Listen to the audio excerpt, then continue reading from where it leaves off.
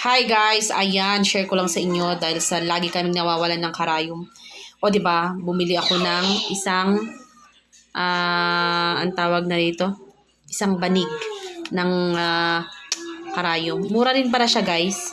Pero pag per piece ka daw, guys, dos at saka tres. So, kung ilan tong karayom na to, guys.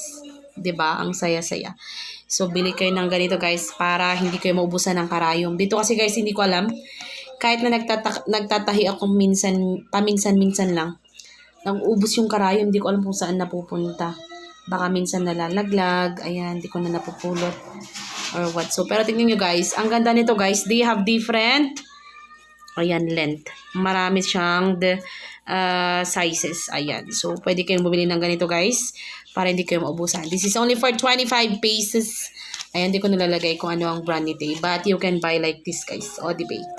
Ayan, so yan na aking share sa ating reels. Bye guys, thank you for watching.